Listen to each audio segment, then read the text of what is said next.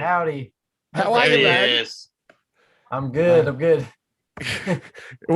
What's been happening, man? How have you been since we last caught up? Oh, I'm good. My kitten is getting bigger each day. Wow, The hurricane season is almost upon us down here. man. Um, Nothing else really. Just laying low. All right, so what we'll do is we'll get this recording, guys. Thanks so much again for taking the time out and having a chat with us, man. It means the world to us. We're going to do sort of like an intro so we can get straight into it. Go Ahead and Die comes out June 11.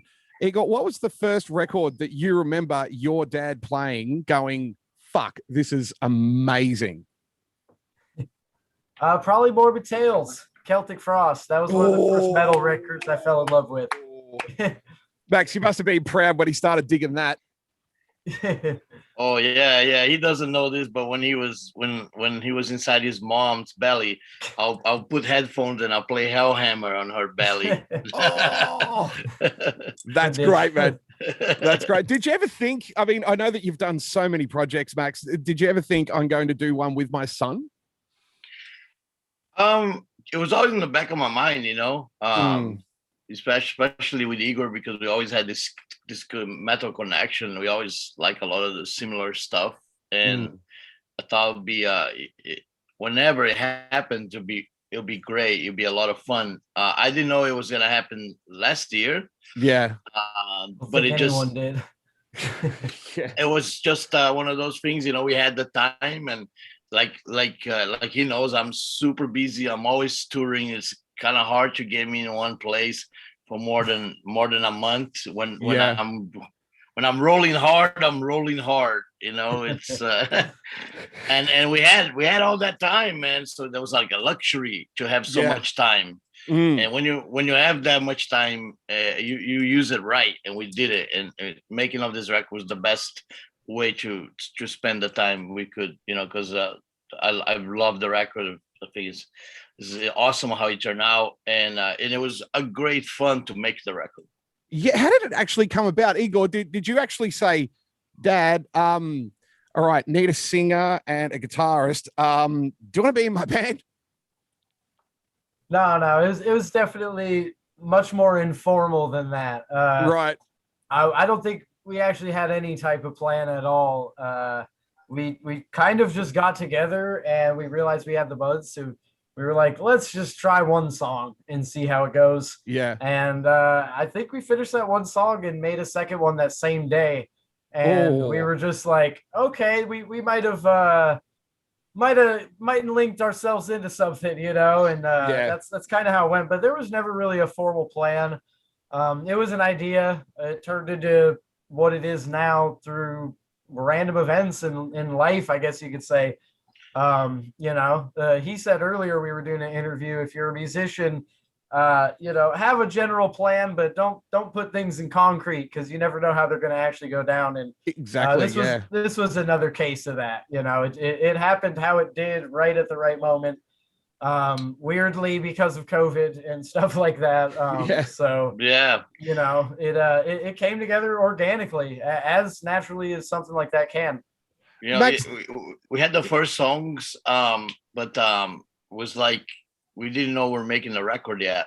And then afterwards, his mom, of course, got involved, and she's great with managing and all this stuff. And man, she got us a deal with Nuclear Blast, and we couldn't be happier. Like, we have a real label behind this thing. Yeah. Now we got, we're gonna write some more sick songs. We're gonna like beat those ones we already did. And that's kind of like what the mentality was, to keep grinding better and sicker songs, one after the other. And we did that. It was fun. It was one of those things when I heard it, I really couldn't put my finger down on it. It sounds familiar, but it's new. And I'm pretty sure that Zach from Chemist sort of brings that funk that I personally haven't heard on an, to sort of give it a category, a Cavalera album. It's just, you must have been so stoked when you heard him getting Zach on drums and going, yep, that's the glue that's going to bring this together. Yeah, no, I think we were both super excited. Yeah. I was going to say, we were all super excited. We started doing these actually on a drum machine. So to go for these like super rough demos, to having Zach, who's basically just like, yeah, I'll play whatever, what do you guys want? I'll figure it out eventually, to have him in the room was great. It really did bring the songs to life a little bit. And I'm sure, Pops, you got something to add to that. Yeah, it was, as much fun as we had with the drum machine, because sometimes we were trying to make a rhythm stick and the machine doesn't cooperate with you, man. Yeah, that's right. Yeah. It's a pain in the ass. Sometimes, like, you want to make a 4 and 6.5 bar. The machine's like, no, I'll give you 4 and 8 or nothing. Yep. 4 and 8, take it. Yeah. And we were manually speeding up and manually like slow down to catch the fucking right. That was brilliant. That was like genius, like two mad scientists in a laboratory. But having Zach, the first night Zach arrived, we jammed with him, and he already knew a lot of the songs. It just felt great. It felt like, we have arrived, and it was cool because it was just the three of us. I always like that power trio feeling, like Motorhead, Venom, just, you only need 3 guys to make a racket. You don't need more. It's sometimes even just you. Ask Igor. Yeah, right. That is great. Ain't that the truth? I was speaking of drum machines. I pulled out Point Blank the other day, Max, Nailbomb, and that still stands up, man. Like, did you ever think that working with drum machines and working with samples and things like that it'd sort of make you creatively come up with different riffs than you would normally otherwise, if that makes sense? Like, does it change the way you think as a songwriter when you're using things like that? By the way, that's the same drum machine as Nailbomb. It's the same piece. It's the same.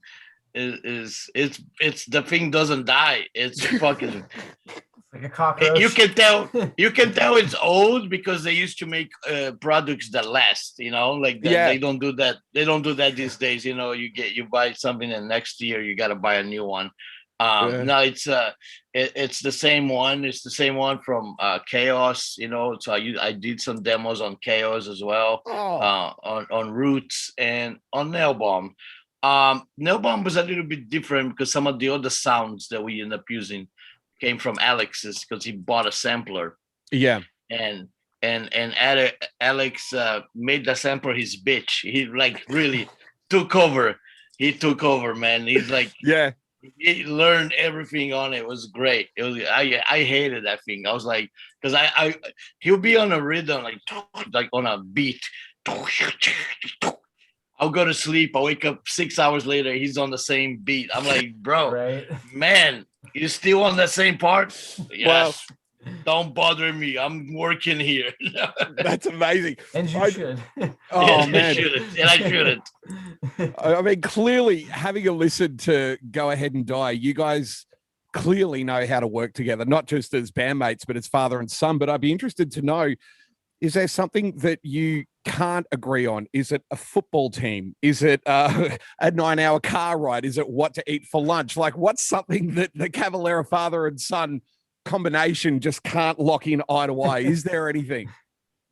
He wants the grit. He wants the dirt between us. Okay, let's see. Yeah, I'm trying to think right now.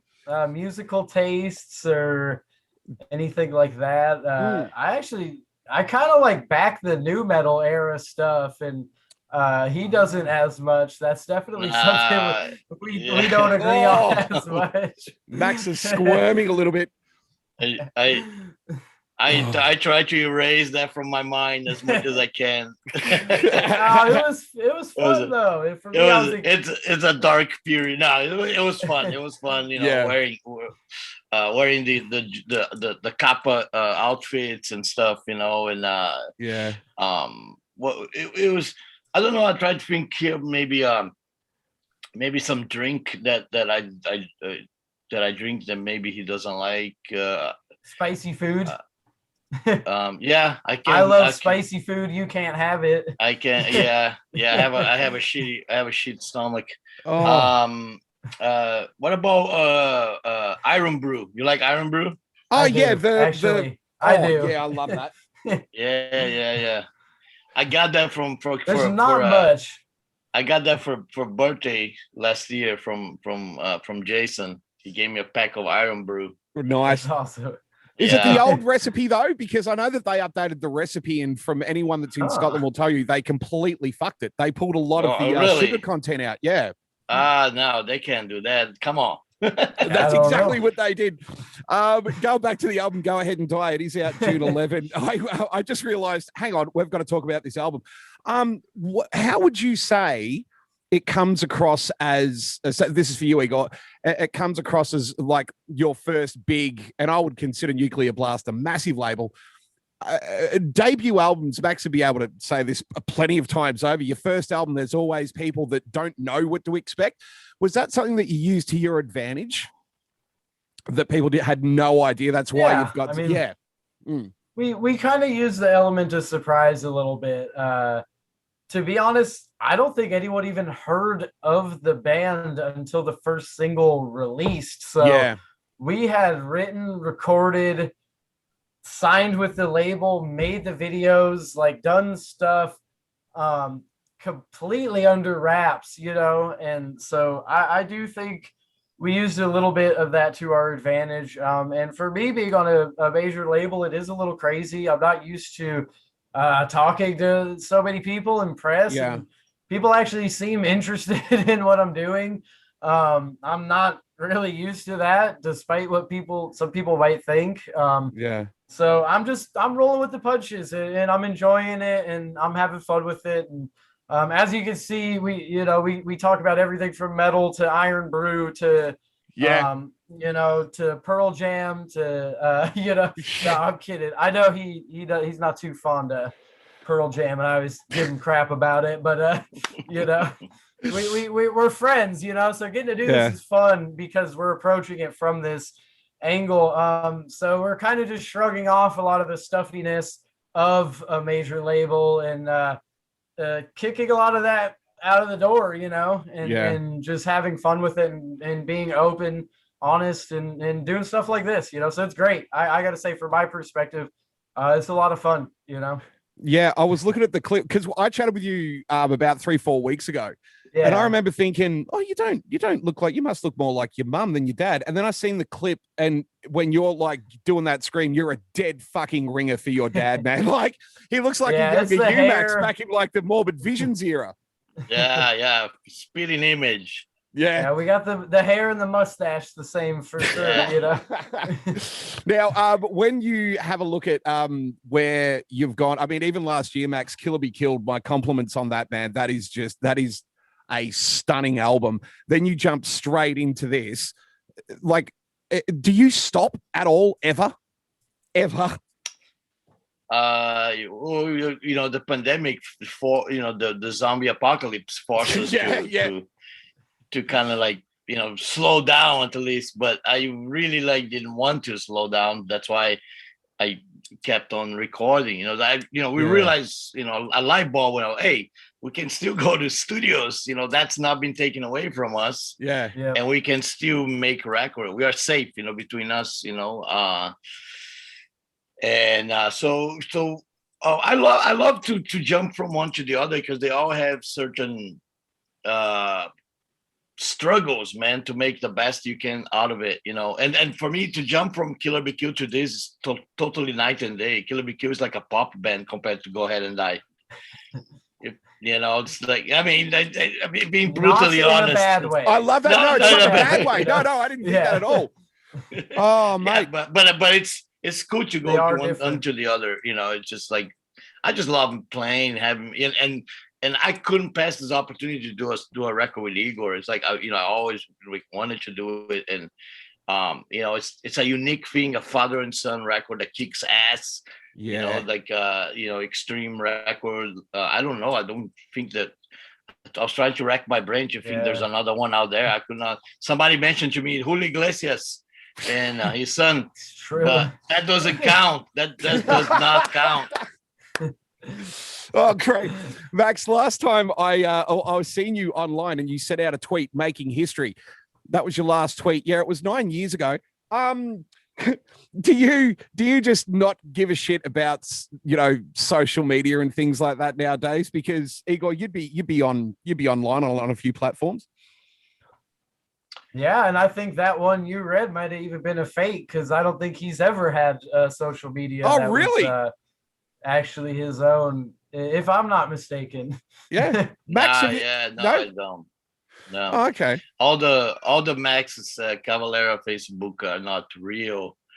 I don't have a phone, which is like the other day, but my grandkid was tripping on it. Like, I can't believe you don't have a phone. Everybody has a phone, and you don't have a phone. And I really don't. I don't need one. I really don't need one for my life. Yeah. And if I want to talk to Igor or Zion or what, I'll use Gloria's phone. It's okay. Yeah. Rather than that, as far as social life, I don't know. I think it takes a little bit.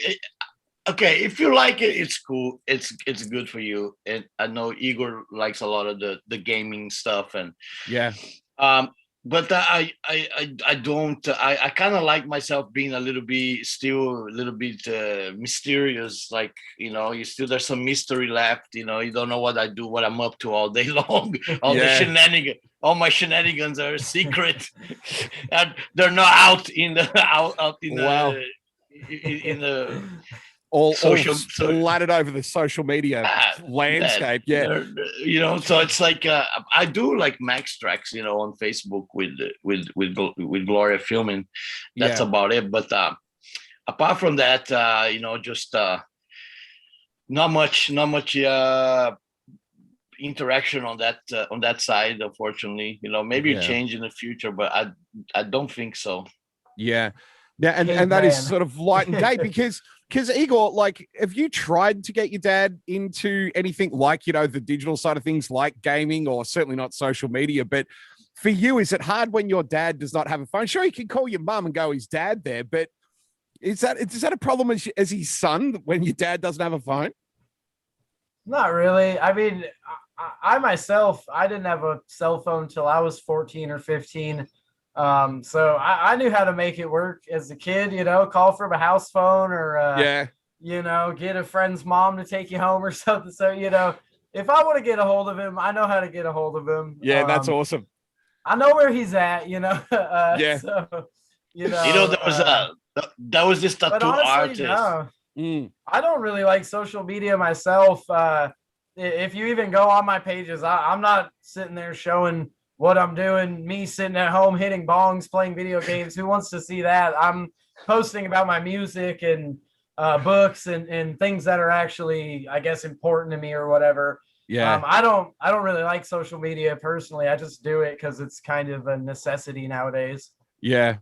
Max, I see that a lot of stuff from the 80s and 90s and early 2000s, price-wise, is starting to go through the roof.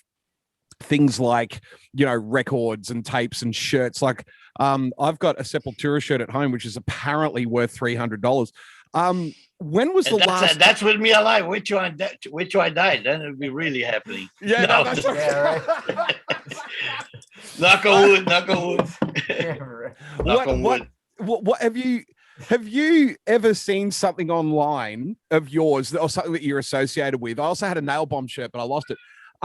Where you've just seen the price and gone, are you fucking kidding me? It's worth that much.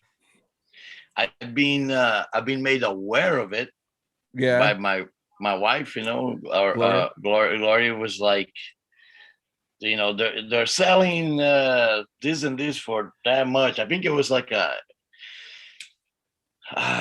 must have been early Chaos AD pick, and it was ridiculous. It was like $500 or some crazy shit like that. And I was like, that's just a pick, man. That's a plastic, piece of plastic.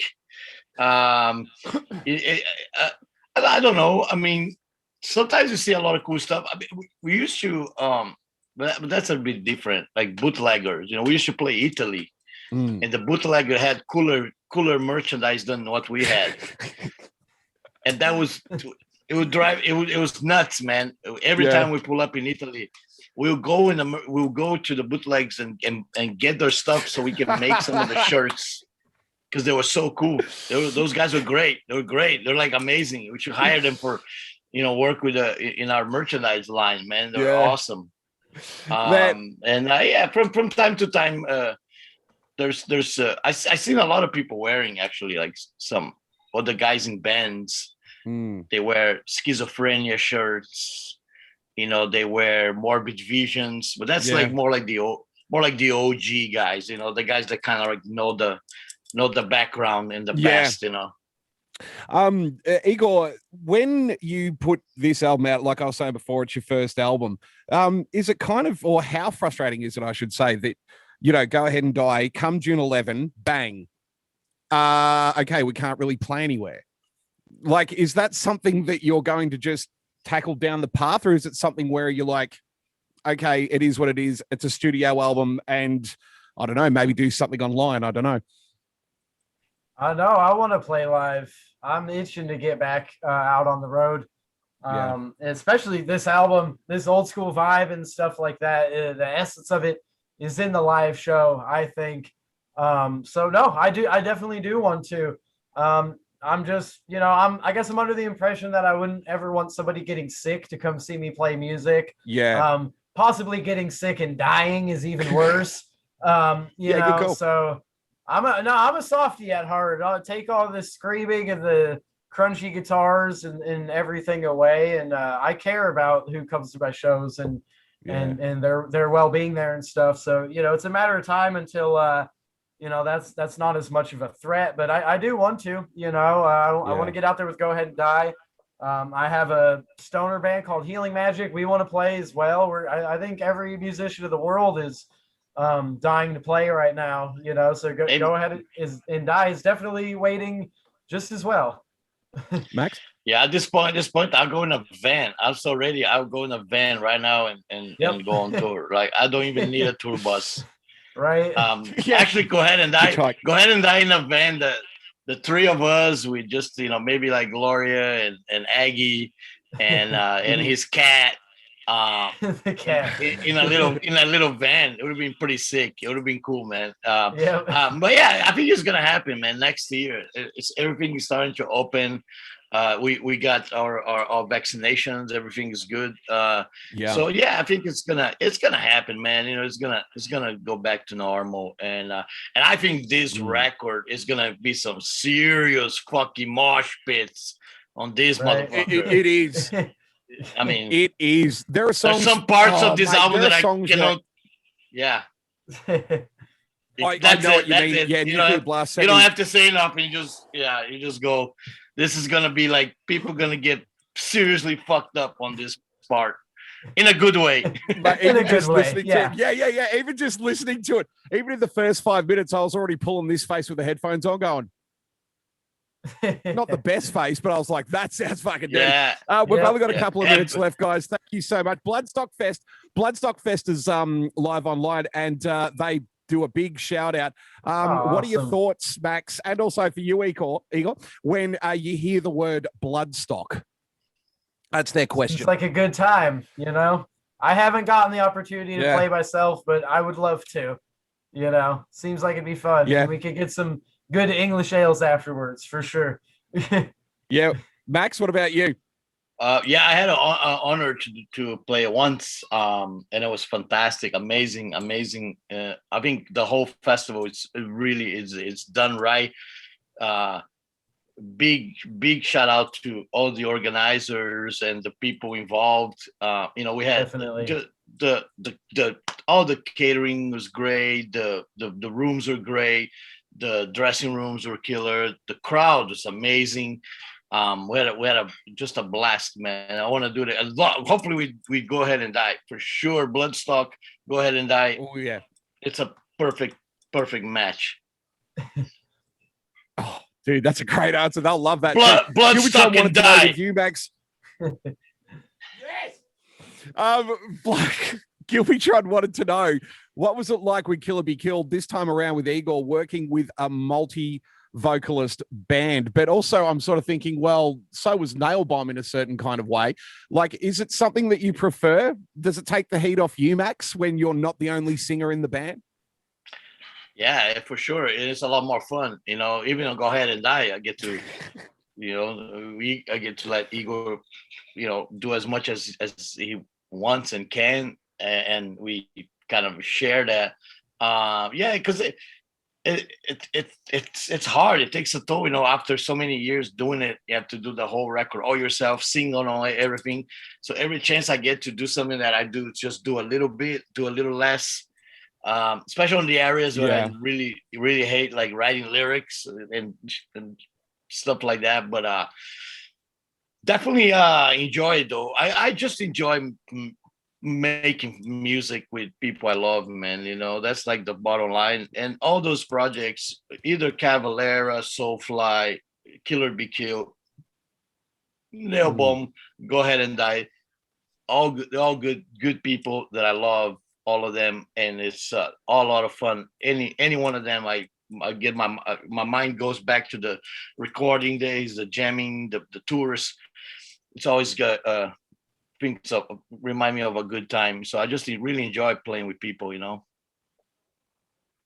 What a great fucking answer, man. Thank you. And time for one more viewer question right now. Erices wants to know, where is your dreadlock? You cut it off. Did you keep it, or are you going to repurpose it like Devin Townsend did? What's going on with it? It's a pet. It's a pet now. It's in a fish aquarium. We feed him chips every night. No. It's getting bigger. Nah, it's I don't know where it is. Gloria put it away. I don't want to know. I told her, it's yours now. It's yours now. It's not my. Yeah. I lived with the thing for 20 years. It's well, man, Kurt Cobain's six strands of Cobain's hair just sold for like 10 grand, so that must be worth a fucking fortune. What is wrong with people? Yeah. I don't know. I really don't know. It was oh mate, it was time to part it away with it. It was great. It feels great now. I got a few lighter, there's less hair pulling. I'm with Igor now. Natural. We're going back to the natural caveman hair. Yeah. It's all. I don't know, man. It's in here. What matters, it's in your heart. It's not really. Exactly. I like long hair. Igor's got long hair. A lot of us don't. A lot of us have bald heads, and whatever you want. Yeah. It's in the heart. The love of metal is in the heart. That's what really not matters. In the hair. Yeah, well, true. That's a family heirloom now. There's a bad Brazilian joke. I'll say it because it'll make this interview colorful. If hair was important, it wouldn't grow around your ass. It's good advice. Oh man, those words to live by. Oh fucking hell! I have never had an ending to an interview like that in my life. Go Ahead and Die, June 11. It is worth the hype. It's the only thing that I can really say about it, because if I say anything else, it feels like I'm underselling it. It is a fucking beauty. It's something, another proud volume in the Cavalera family. And Igor and Max, thank you so much for taking the time out, having a chat with us on Primordial. Likewise. Thanks, thank man. you. No worries, guys. You have a great day. You're in Scotland, right? No. I'm in Australia. Oh, you're in Australia. Oh, okay. Yeah. All right. Well, that sounded like you were disappointed then. Oh, you're in Australia. No. I love Australia, man. I love Australia. I know. Yeah. Are you kidding? Yeah. Australia, No, that's fine. Australia seems to like my stuff. Every time I go there, it's always crazy and wild and a lot of fun. A lot of fun, man. Can't wait to be back.